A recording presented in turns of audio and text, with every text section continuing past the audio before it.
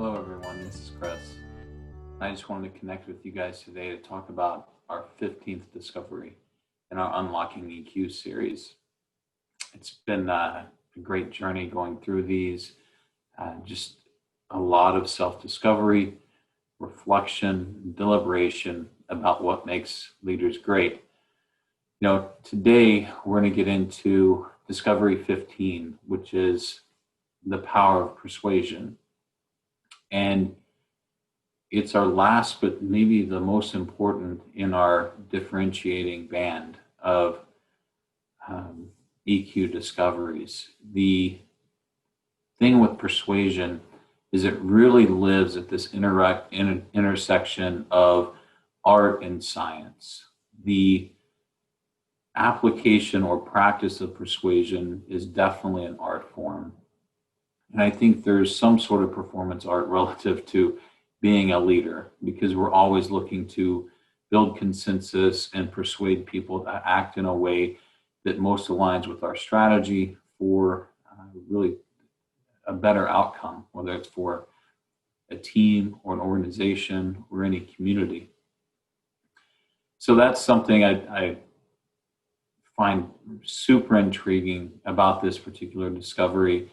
But what makes it so possible, especially in organizational context, is conscious and logical thought often doesn't exist in organizational context. Typically, this is because we're too hurried, maybe we're too fatigued, too distracted to really go through an analytical, fully rational process where we would take in all the information. So void of that situation where we have all the information available to us, we typically will default to our wired or our built-in decision-making processes. And these processes operate really outside of our awareness or outside of our consciousness. And that's why it's so important to understand that decision or system one, system two decision-making. But because these processes operate away from our conscious thought, we can effectively understand that to be able to nudge people. When we understand that maybe the system and beliefs are myopic or cultural, we can effectively use that to our advantage to advance our position. Now, keep in mind, this always has to be done in an ethical way that's values forward for us personally and represents the values of our organization. So we don't want to take advantage of any situation to do something that's unethical.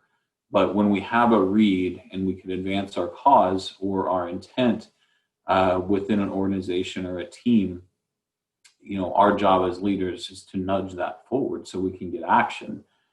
And I think critical to all this is that simple concept of people don't buy what we do, they buy why we do it. So being a values forward leader and constantly communicating our values and how our values apply to a particular situation is mission critical.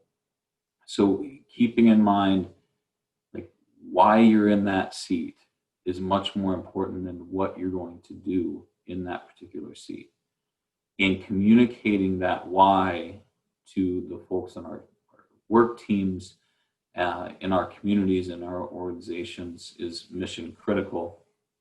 So, I think we talked about specific tactics in the write-up that are really based on those scientific principles, those just fundamentals that persuasion is based on. But to be even more tactical, to drill it down to another level, that's really what I wanted to communicate here.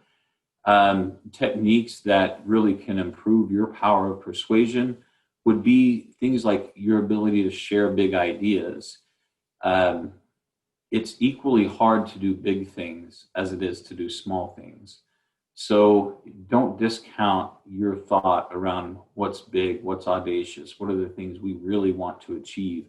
Being able to put those out there gets people excited, it captures imagination, and big ideas provide that purpose of meaning. Like they provide that sense of meaning for the people that we work with. The other thing is, we are the ones in any situation, if we're looking at it objectively as leaders, we see the icebergs, and the people on our work teams look to us to see those icebergs. And not only are we the ones that can spot them, we're the ones that can communicate the positive outcomes when we're able to navigate those effectively. And it's a big value for us as leaders, and a great value that we can provide by being in the room. In doing that, don't be afraid when it comes to communicating big ideas and spotting icebergs, communicating the positive effect. When we can navigate those effectively, don't be afraid to be bold. People naturally will equate confidence with skill, whether it's deserved or not. So let's use that to our advantage. So be bold when we put that out there. Don't be afraid to show your enthusiasm. And if you believe an idea will work, please say it will work. That's being bold. That's what's going to inspire confidence from the people around you.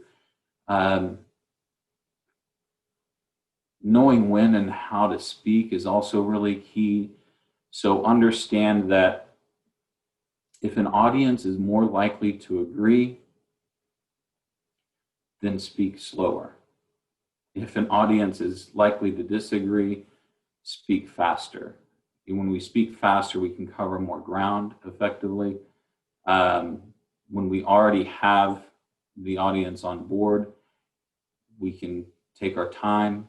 We know we already have consensus and work through things a little more intentionally. So if we're in a situation where there's disagreement, we want to be able to get traction, and so we move through all the ideas and those talking points in a way that builds gravity to our case and to that condition. So understand when and how to speak, and read the room.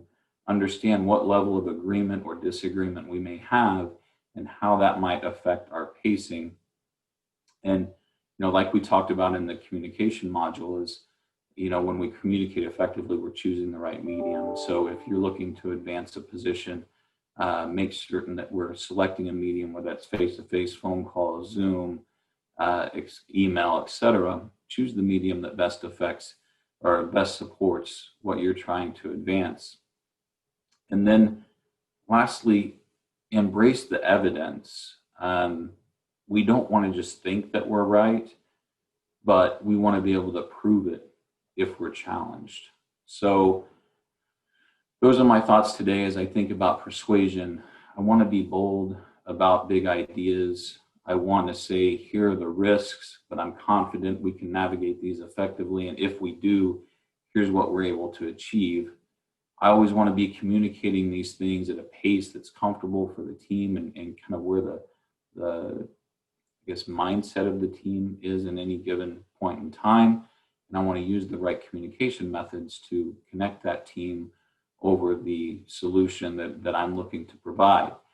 If I can do all that while being values forward, communicating like why I'm in the room and not someone else, or why our firm was selected, I always want to be communicating why I'm different and why our firm is different, not only in words, but through action.